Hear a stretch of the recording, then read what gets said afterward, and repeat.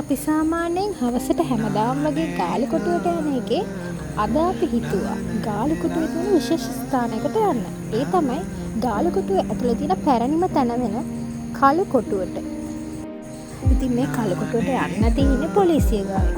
පොලිසිය ගාවෙන් ටිකට් එකක් අරගෙන එතනින් උඩට ගියාම තමයි අපිට කළු කොටුව හම්බ වෙන්නේ. කළු කොටුවේ ස්ථාන තුනක් තියෙනවා නරඹන්න පුළුවන් කුටීර. කුටීර තුනක් බලන්න ටිකට් ගන්න ඕනේ. ටිකට් එක අරන් ඉතින් අපි ඇතුළට ගියා.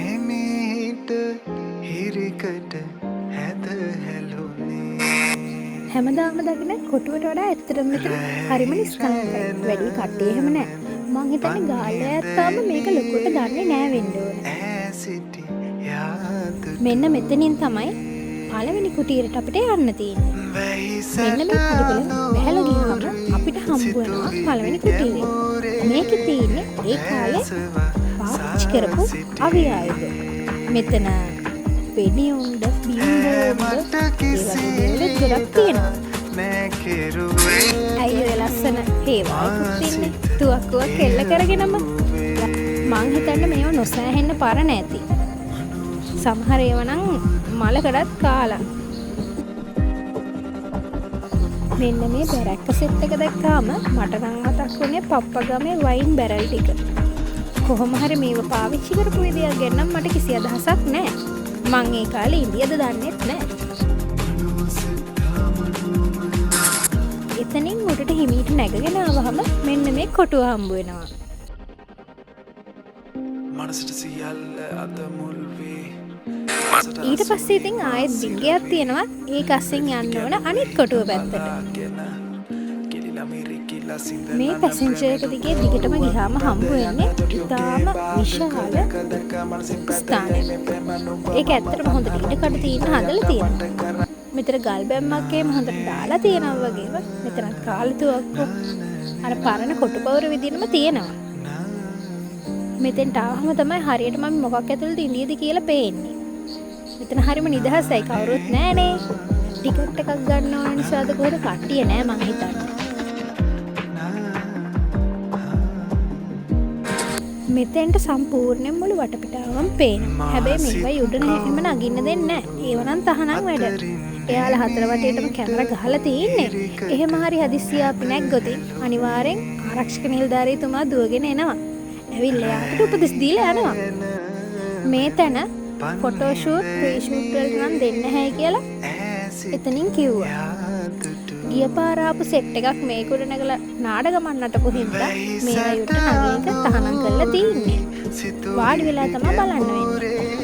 අපි ඇත්තටම තැනකට ගියාම එහෙම කරන්න හොඳ නැහැ. මොකද මෙතන වැඩ කරන මිනිස්සුන්ගේ රස්සාව තීරණය වෙන්නේ අපි එතන හැසිරෙන විදිය අනුව.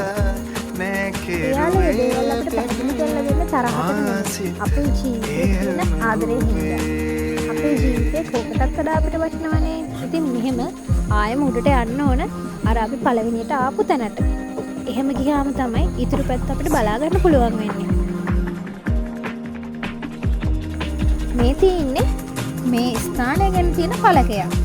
ඉතින් ඔයාලට පුළුවන් ඒකත් කියවලා බලන්න. මෙතන තිබිලා තියෙන සිර මැදිරි කුටීර. මේ තියෙන්නේ ඒවයි නටබුන් තමයි. අර ඈතින් පේන රූමස්සල සාමශෛත්‍ය එහෙම. ඒකත් ඉතින් මෙතෙන්ට පේනවා. මේ තැන ඇත්තටම හරිම නිදහස්. මොකද කට්ටිය නෑනේ මං කලිනුත් කිව්වේ. ඉතින් මෙන්න මෙහෙම තමයි ඒ කාලේ හිරකාරයෝ ඉඳලා තියෙන්නේ. මේක ඇතුලේ තව කුටි 3ක් විතර තියෙනවා බලන්න. ගාලු කොටුව මුලින්ම 1588 දී පෘතුගීසීන් තමයි හැදුවේ. පස්සේ 17 වෙනි සියවසේදී ලන්දීසි ජාතිකයන් විසින් මේක ශක්තිමත්ව හදනවා. ගාලු කොටුවට මේ අමුතු පාට අලු කළු පාට ඇවිල්ලා තියෙන්නේ මේ කොටුව හදපු ග්‍රැනයිට් සහ අඳුරුපහ කොරල් මිශ්‍රණය නිසා. මේකේ හැම බිත්තියක් වගේම ඇත්තටම පිහිටලා තියෙන්නේ ගොඩක් වෙලාවට මූදට මුහුණලා. මේක බැම්මෙන් උඩ අපිට මූද ශබ්දය ඇහුනට බැම්මෙන් පහළට දැස්සහම ඔයාලා ගිහින් බලන්න බැම්මෙන් පහළ වාඩි වෙලා වුණත් බලන්න එතකොට මූද හොහඬ ඇහෙන්නේ නැහැ. ගාලු කොටුව ඉතින් යුනෙස්කෝ ලෝකෝරුමකට වෙනවනේ. මෙතෙන් තාමත් ගොඩක් අය ගිහින් නැහැ කියලා මං හිතනවා. අනිවාර්යෙන් ඔයාලත් මේකට ගිහින් බලන්න ඕනේ. ඒ තරම් ලස්සනයි මෙතන. මං හිතන විදිහට ලංකාවේ ආක්‍රමණ වලින් බේරෙන්නේ කාලේ තිබ්බ හොඳම වරායන් වලින් එකක් තමයි මේක. මගේ එකම ප්‍රාර්ථනය මම පුංචි කාලේ ඉඳන් හැදිච්ච වැඩිච්ච ගාලු කොටු පවතින ගොඩාක් කාලයක් පවතින එක.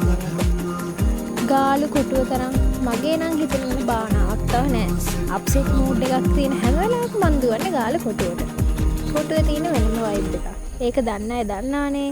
아무තෙන් කියන්න ඕනේ නැහැ. ගාලු කොටුව නැති දවසට මට නම් ඉතින් ජීවිතේ වැඩක් නැහැ කියලා තමයි මට හිතෙන්නේ.